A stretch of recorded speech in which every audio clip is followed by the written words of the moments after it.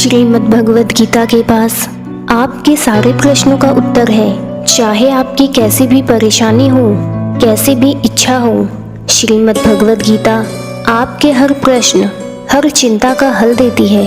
चाहे वो परेशानी आपके तन की हो, मन की हो या धन की हो, या फिर आपके रिश्तों की ही क्यों ना हो, आपको आपकी हर परेशानी का हल श्रीमद् भगवद गीता में ज़रूर मिलेगा।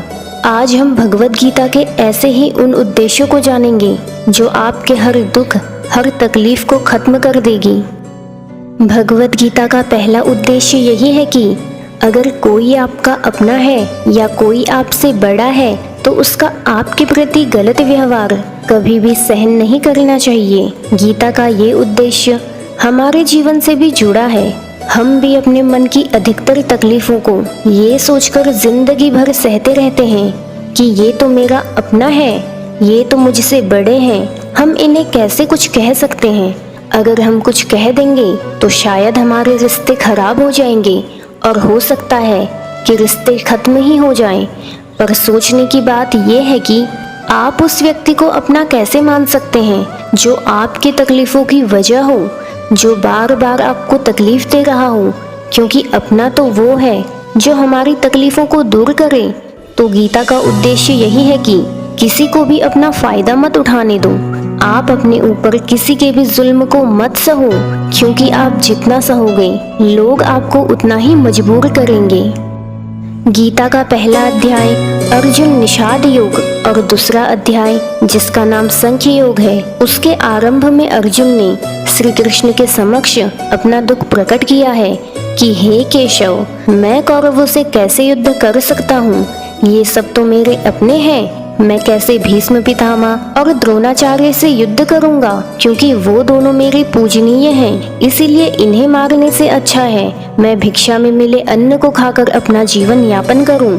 और जिन कौरवों से मैं युद्ध करने जा रहा हूं, वो सब धृष्टराज के पुत्र, मेरे भाई, मेरे अपने हैं। इन सबको मारने से अच्छा है कि मैं सन्यासी बन जाऊं। तब श्री कृष्ण अर्जुन से कहते हैं कि यहाँ कौन अपना है और कौन पराया। जो अधर्म करे उसके साथ युद्ध करना तुझे मोक्ष और मुक्ति देगा।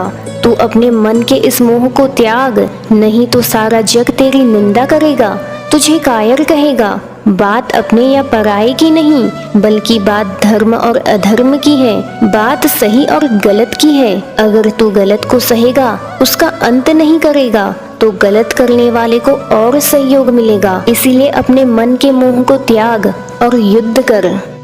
महाभारत की एक और कहानी है। जब अर्जुन के पुत्र अभिमन्यु की मृत्यु होती है, तब अर्जुन बहुत दुखी होता है, रोने लगता है।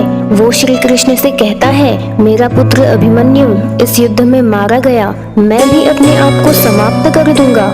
तब श्री कृष्ण उसे आत्माओं के लोक ले गए, जहाँ अभिमन्यु आनंद से बैठा हुआ था। अभिमन्यु के अच्छे कर्मों की वजह से उसे उत्तम पद की प्राप्ति हुई। जब अर्जुन अभिमन्यु के पास पहुंचा, अपने पुत्र को देख अर्जुन बहुत प्रसन्न हुआ। उसे गले लगाकर कहने लगा, पुत्र, तेरे बिना तो मैं जी ही नहीं सकता, मेरे तो जीने की आशा ही खत्म हो गई। तो अभिमन्यु कहने लगा, आप कौन हैं? अर्जुन बोला, मैं तेरा पिता हूँ। तब अभिमन्यु कहने लगा, कौन पिता, कौन पुत्र? मेरे हजारों जन्म हुए हैं। किसी जन्म में आप मेरे पिता बनते हैं तो किसी जन्म में मैं आपका पिता बनता हूँ। आत्मा का ना कोई माता होता है, ना ही कोई पिता। जब अर्जुन ने देखा कि मेरा पुत्र मुझे पहचान भी नहीं रहा, तो उसके मन का सारा मोह खत्म हो गया। इसीलिए गीता के इस उद्देश्य को ठीक से समझ लो कि कोई अपना या पराया नहीं। जो बुरे वक्त में, तकलीफ में हमारा साथ दे, बस वही अपना है, बाकी सब पराए। गीता का दूसरा उद्देश्य यही है कि जो चला गया कभी उसका दुख मत करो, और जो आने वाला है उसकी भी चिंता मत करो। जब महाभारत का युद्ध चल रहा था, तब अर्जुन ने श्री कृष्ण से कहा कि अगर ये युद्ध हुआ तो करोड़ों लोग मारे जाएंगे। जो सैनिक और योद्धा इस युद्ध में मारे जाएंगे, उनकी स्त्रियों का क्या होगा? और भी बहुत सी परेशानियां अर्जुन ने श्री कृष्ण के समक्ष व्यक्त की। तो श्री कृष्ण बोले, हे अर्जुन, तू बड़े बड़े ज्ञानियों जैसी बातें करता है, लेकिन जो सच में ज्ञानी होता है वो जो लोग मर चुके हैं, जा चुके हैं, उनकी चिंता नहीं करता, वो दुख नहीं करता। तेरे हाथ में कुछ भी नहीं, तू चाह के भी कुछ नहीं कर सकता। जीवन और मृत्यु ये प्रकृति के नियम हैं। इसीलिए जो ज्ञानी होता है वो किसी के मरने पर रोता नहीं, वो ना ही बीते हुए कल का शोक करते हैं, ना ही आने वाले कल की चिंता करते हैं। इसीलिए जो होने वाला है वो होकर ही रहता है, और जो नहीं होने वाला है वो कभी नहीं होगा। ऐसा निश्चय यदि किसी के मन में आ जाता है, वो समझ जाता है, फिर उसे कभी कोई चिंता नहीं सताती। हमारे सारे दुखों का कारण यही है, या तो जो वक्त गुजर चुका है हम उसके बारे में सोच सोच कर परेशान होते हैं, या भविष्य की चिंता करके खुद को तकलीफ देते हैं। गीता हमें यही ज्ञान देती है कि ना तो हम बीता हुआ कल बदल सकते हैं, ना ही भविष्य पे नियंत्रण कर सकते हैं। हमारे हाथ में बस वर्तमान है। हमारे जीवन के 98% दुख हमारे बीते हुए कल और भविष्य की चिंता से ही आते हैं। लेकिन वर्तमान को हम कभी नहीं जीते, कभी उस पल का आनंद नहीं ले सकते। जब आप वर्तमान का आनंद लेना सीख जाओगे, तब आपके जीवन के दुख, तनाव और चिंताएं अपने आप ही कम हो जाएंगी। वर्तमान में जीना अपने आप में ही एक बहुत बड़ी उपलब्धि है। कभी भी हमें ये सोचकर समय नष्ट नहीं करना चाहिए कि अभी मेरे पास बहुत समय बचा है। एक गुरुजी ने अपने एक शिष्य को पारस पत्थर दिया। उनका वो शिष्य बहुत आलसी था, हर काम को कल पर टाल देता। तो गुरुजी ने उसे कहा, मैं तुम्हें पारस पत्थर दूंगा, तुम इस पारस पत्थर से लोहे को स्पर्श करके सोना बना सकते हो, और ये पारस पत्थर मैं तुम्हें 1 महीने के लिए दे रहा हूँ। जब 1 महीना समाप्त हो जाएगा तो मैं तुमसे ये पत्थर वापस ले लूंगा, तब तक तुम इस पत्थर को अपने पास ही रखना। गुरुजी का वो शिष्य बाजार में लोहा खरीदने गया। जब उसने बाजार में लोहे का दाम पूछा तो उसे उसका मूल्य बहुत अधिक लगा। उसने सोचा थोड़े दिन बाद रुक कर लूंगा, जब लोहे का दाम कम हो जाएगा। पर उसकी बुद्धि में ये बात नहीं आई कि इस लोहे को वो स्वर्ण बनाकर अधिक धन कमा सकता है। आलस्य की वजह से उसने उस काम को कल पर टाल दिया। ऐसे ही करते करते पूरा महीना समाप्त हो गया। फिर गुरुजी उस शिष्य के पास पहुँचे और बोले, बताओ तुमने कितना सोना बनाया? तब शिष्य बोला, मैंने तो अभी सोना बनाना शुरू भी नहीं किया। गुरुजी बोले, मुझे मेरा पारस पत्थर वापस चाहिए। शिष्य बोला, नहीं, मुझे थोड़ा वक्त चाहिए, मैं थोड़ा सोना बनाना चाहता हूँ। गुरुजी ने कहा, पारस पत्थर पूरे 1 महीने तेरे पास था, पर तू कुछ भी नहीं कर पाया, लेकिन अब समय समाप्त हो चुका है। ऐसा ही हमारा जीवन भी है, और ये समय ही पारस पत्थर है। हम अपने समय के एक एक पल से जीवन को स्वर्ण बना सकते हैं, लेकिन हमें ये लगता है कि हमारे पास अभी बहुत समय बचा है। एक दिन जिंदगी जी लेंगे, एक दिन खुश हो जाएंगे, लेकिन वो दिन कभी नहीं आता और हम जिंदगी भर भागते रहते हैं, चिंता करके दुखी होते हैं और जिंदगी को जीना, खुश रहना भूल जाते हैं। इस गीता का ज्ञान हमें ये सिखाता है कि आप अपने जीवन को जीना सीखो, इस पल में जीना सीखो। गीता का तीसरा उद्देश्य है कि मौत से डरना बिल्कुल व्यर्थ है। श्री कृष्ण ने गीता में कहा है कि ये संसार मृत्यु लोक है। जिसका भी जन्म हुआ है उसकी मृत्यु निश्चित है, जिसका आरंभ हुआ है उसका अंत होना भी निश्चित है। हम इसे रोक नहीं सकते। जैसे हम रोज कपड़े बदलते हैं, वैसे ही हमारी आत्मा भी नया शरीर धारण करती है। मृत्यु तो हमारे जीवन का नया आरंभ है, इस जीवन का अंत नहीं। आत्मा न तो कभी मर सकती है और ना ही कोई इसे मार सकता है, लेकिन मनुष्य को सबसे ज्यादा भय मौत का ही होता है। एक पेड़ पे 2 पक्षियों का जोड़ा रहता था। उन दोनों में एक दूसरे के लिए बहुत प्रेम था। दोनों ने ही साथ जीने मरने की कसमें खाई थी। एक दिन वहाँ एक शिकारी आया और उसने तीर चलाकर मादा पक्षी को मार दिया। तो वो नर पक्षी रोने लगा, मैं तुम्हारे बिना कैसे रह पाऊंगा?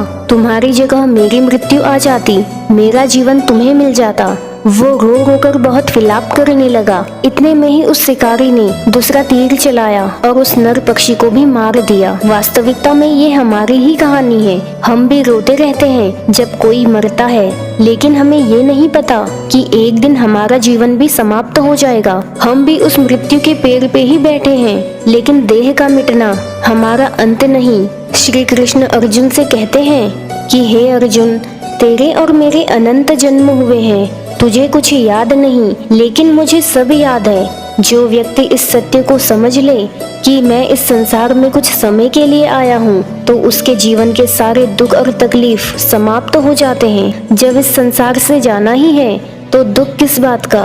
इसीलिए मृत्यु का भय त्याग कर हमें अपने जीवन के हर पल का आनंद लेना चाहिए। गीता का चौथा उद्देश्य मन और विचारों को नियंत्रण किए बिना जीवन में कभी शांति और सुकून नहीं मिलने वाला। अर्जुन ने श्री कृष्ण से कहा, हे केशव, मेरा मन सही और गलत सब कुछ जानता है, फिर भी मेरा मन और मेरे विचार काबू में नहीं है। मैं जो करना चाहता हूँ वो मैं कर नहीं पाता, और जो मैं नहीं करना चाहता उसे मेरा मन जबरदस्ती मुझसे करवाता है।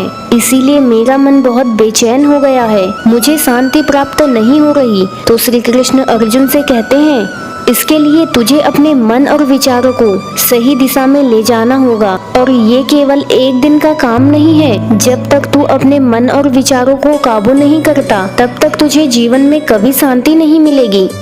एक राजा था, वो बहुत बेचैन और परेशान रहता। एक दिन वो अपने गुरुजी के पास गया और उनसे कहा, मेरा मन बहुत बेचैन है, मैं बहुत परेशान हूँ, मैंने पूरे संसार को जीत लिया, सब कुछ मेरे पास है, फिर भी मैं खुश नहीं, मेरे मन को सुकून नहीं है। तो गुरुजी ने राजा से कहा कि तुम्हारे नगर में अगर कोई ऐसा व्यक्ति हो जिसने सुकून को प्राप्त कर लिया हो, जिसे शांति प्राप्त हो गई हो, यदि तुम एक बार उसका कपड़ा पहन लो तो तुम्हारे जीवन में भी शांति आ जाएगी। राजा बहुत प्रसन्न हुआ कि ये तो बहुत आसान काम है। वो अपने राजमहल आया और राज्यसभा में बोला कि आप में से जो भी व्यक्ति शांत हो गया हो, जिसे जीवन में सुकून की प्राप्ति हो गई हो, वो अपने कपड़े मुझे दे दे। वो बदले में जितना भी धन मांगे मैं उसे देने के लिए तैयार हूँ। सब लोग एक दूसरे का मुंह देखने लगे। पैसों का लालच आया, लेकिन सबको एक दूसरे का सच पता था, क्योंकि किसी की भी जिंदगी में शांति और सुकून नहीं था। सब अपना सर झुकाकर खड़े हो गए। फिर राजा ने पूरे नगर में ढिंढोरा कर दिया कि जिस व्यक्ति को शांति और सुकून प्राप्त हो गया हो, वो मेरे पास आकर मुझे अपना एक कपड़ा दे। बदले में वो जितना धन कहेगा मैं उसे देने के लिए तैयार हूँ। लेकिन एक भी व्यक्ति ऐसा नहीं मिला जिसे अपने जीवन में शांति प्राप्त हो गई हो। वास्तव में जब कोई व्यक्ति मरता है तब हम कहते हैं कि आज वो शांत हो गया। हमने कभी किसी जिंदा व्यक्ति के लिए ये नहीं सुना कि एक जीता जागता इंसान शांत हो गया है। राजा के सैनिक पूरे राज्य में ढूंढते रहे, तब उन्हें एक पेड़ के नीचे महात्मा संत दिखे। उनके चेहरे पे एक शांति थी, एक सुकून था। राजा के सैनिक उस महात्मा के पास गए और पूछने लगे, क्या आपको शांति प्राप्त हो गई है? तब महात्मा ने कहा, मैं पूरी तरह शांत हूँ। सैनिक उसे राजा के पास ले आए। राजा ने महात्मा से सवाल किया, क्या आपको शांति और सुकून प्राप्त हो गया है? महात्मा कहने लगे, महाराज मैं पूरी तरह शांत हूँ, मुझे कोई चिंता नहीं, मुझे किसी चीज का लालच नहीं। तब राजा बहुत प्रसन्न हुए कि आखिर वो इंसान मिल गया है जिसे शांति प्राप्त हो चुकी है। तब राजा उस महात्मा से कहने लगे कि हे महात्मा, आप कृपा कर मुझे अपना एक वस्त्र दें, बदले में आप जो मांगे मैं आपको दे दूंगा। तब वो महात्मा कहने लगे, महाराज सुकून और शांति मुझे मिल चुकी है, लेकिन क्या करूं? मेरे पास कोई कुर्ता ही नहीं है पहनने को जो मैं आपको दे सकूं।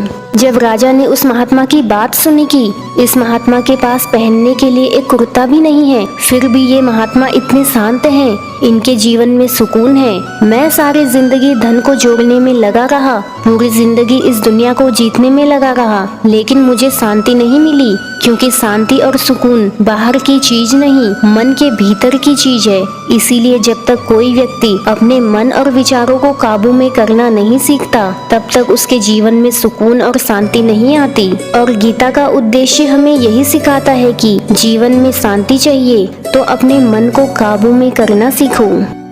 गीता का पांचवा उद्देश्य यह है कि वासना, क्रोध और लालच सर्वनाश का कारण है, नरक का द्वार है। जिस भी मनुष्य में ये तीन अवगुण होते हैं, वो हमेशा दूसरों को दुख पहुंचाकर अपने सुख और स्वार्थ को देखते हैं। किसी भी चीज की हद से ज्यादा वासना करना और क्रोधी स्वभाव और मन में लालच होना उसके जीवन के सारे दुखों को समाप्त कर देता है, उसके सारे रिश्तों में विष भर देता है। इसीलिए कहा गया है कि जिस इंसान में अधिक क्रोध है, लालच और वासना है, उसका पूरा जीवन जहर से भर जाता है। उसको मरने के बाद नहीं, बल्कि जीते जी ही नरक के दर्शन हो जाते हैं।